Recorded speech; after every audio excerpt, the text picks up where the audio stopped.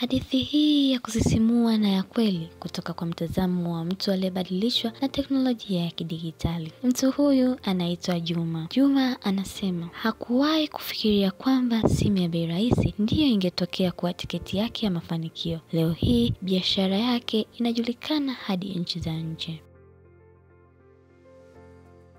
Juma Said ni kijana wa miaka 27 kutoka Mombasa. Amezaliwa katika familia ya kipato cha chini ambaye ni mtoto wa 5 kati ya watoto 8. Alipomaliza darasa la 8 hakuweza kuendelea na shule kutokana na hali ngumu ya kifedha, hivyo akaamua kujiunga na kazi ya kusukuma mkokoteni. Kazi ya mkokoteni kwa Juma haikuwa rahisi. Alikuwa anaamka saa 11 alfajiri kila siku akitafuta mizigo ya kubeba, wakati mwingine akikosa kabisa kazi. Siku moja Juma alikutana na rafiki yake Salim ambaye alisoma naye shule ya msingi.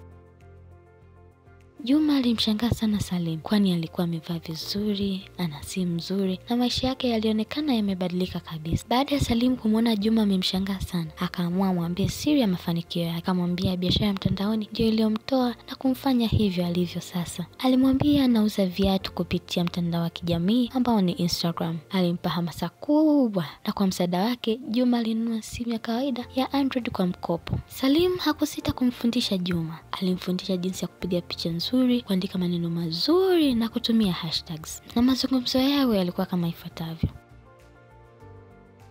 Wakiwa wamekaa kwenye kivuli cha mti karibu na sokoni, Salim akiwa amevalia shati safi na saa yenye mng'ao wa dhahabu mkononi mwake, huku akiwa na iPhone 16 plain, kitu kina macho matatu. Waswahili wanasema macho matatu. Na huku Juma akiwa na jasho. Juma akiwa na mshangao akashangaa, Salim, kweli haya ni maisha yako? Nidhani umehama Mombasa kabisa. Salim akacheka. Juma, nipo Mombasa lakini maisha yangu yamebadilika sasa. Nafanya biashara mtandaoni. Juma, biashara mtandaoni? Unamaanisha unauza vitu bila duka? Juma aliuliza kwa mshangao sana. Salim alijibu, ndiyo, nimefungua ukurasa wa Instagram, nauza viatu mtandaoni. Unashangaa? Usishangae, mimi nilianza na simu ya kawaida tu. Kilichohitajika ni kujifunza na kufanya kazi kwa bidii. Namshukuru Mungu, kutokana na biashara hii si haba. Sasa hivi namiliki gari, nyumba na hata simu nzuri kwa ajili ya biashara yangu. Juma akijibu kwa wasiwasi, lakini mimi hata sijui kutumia Instagram vizuri na sina wafuasi. Salim akasema, ndivyo nilivyoanza, pia nitakusaidia. Usiwaze kwa sasa, kwanza pata simu ya Android hata kwa mkopo, alafu nitakuonyesha jinsi ya kupiga picha na kutumia maneno yanayovutia kama vile hashtag. Watu wataanza kukuona. Juma akiwa na matumaini, kweli unamaanisha hata mimi naweza kufanya hivyo? Salim akamtania, ndiyo, bila shaka umezoea kusukuma mkokoteni kila siku, ila hivyo ni bidii tayari. Sasa ukielekeza bidii hiyo kwenye biashara mtandaoni utaenda mbali sana. Juma akimshukuru kwa tabasamu bashasha huku akiagana na rafiki yake Salim. Asante sana rafiki yangu. Haise, kuonana na wewe leo hii imekuwa kama bahati kwenye maisha yangu. Salim akajibu, usijali rafiki yangu, tupo pamoja. Juma naye hakusita kumrudishia jibu, sawa Salim, nikutakie usiku mwema. Salim naye akajibu, asante Juma. Juma na Salim waliagana na Juma aliondoka na furaha isiyokuwa na kifani.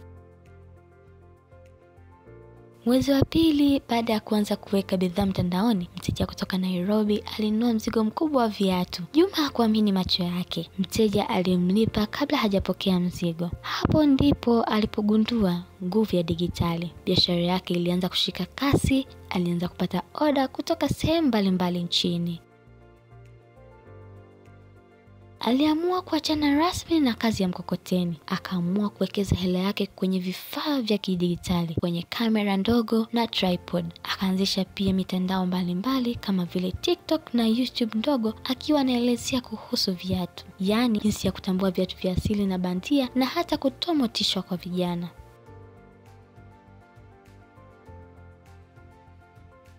Juma aliona siishie hapo, akaamua kujiunga na kozi bure ya masoko mtandaoni kupitia simu yake kupitia Google Digital.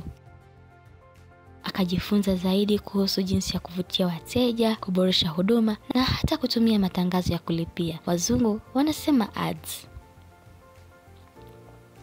Ndani ya mwaka mmoja, Juma alikuwa na duka halisi na wafanyakazi wawili. Juma alijivunia kuwa teknolojia imemwokoa kutoka kusukuma mkokoteni hadi kuwa mmiliki wa duka la kisasa linalofanya kazi mtandaoni. Baada ya Juma kufanikiwa na kuwa na mafanikio kupitia mtandao, hakusita kutoa ushauri kwa vijana wenzake. Akasema, usiogope kujaribu. Teknolojia ni daraja la mafanikio. Hadithi hii imeandaliwa na kusoma kwako nami Rahma Hussein.